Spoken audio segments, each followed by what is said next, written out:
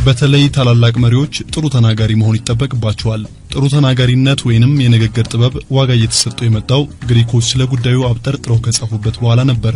የንግግር ጥበብ ጥሩ ሻጭ፣ ጥሩ መሪ፣ ጥሩ ዲፕሎማት እንዲሆኑ ያስችሎታል። ታዲያ ጥሩ ተናጋሪ እንዴት መሆን እችላለሁ ብላችሁ ልትጠይቁ ትችሉ ይሆናል።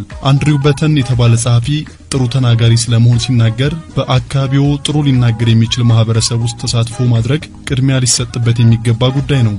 የክርክር መድረኮች ጥሩ የንግግር ችሎታ ካላቸው ሰዎች ጋር ቆይታ ማድረግ በውስጡ የተደበቀ የንግግር ችሎታዎትን ያዳብርልዎታል።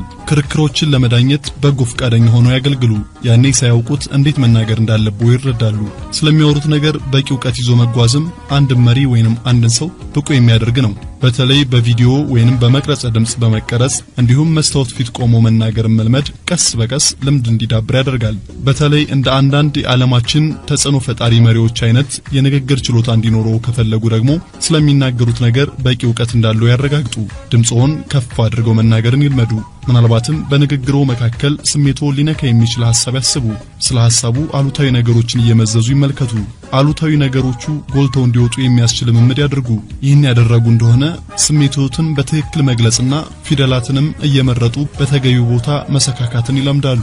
ታላላቅና ተጽዕኖ ፈጣሪ ናቸው የምንላቸው ሰዎች የሚያደርጓቸው ንግግሮችም ልብ ብለው ይመልከቱ። እነዚህ ሁሉ ሙከራዎች ግን ከልብ የመነጨ ትጋት ካልታከለባቸው ውጤታማነታቸው ከንቱ ይሆናል ይላል ጸሐፊው አንድሪው በተን።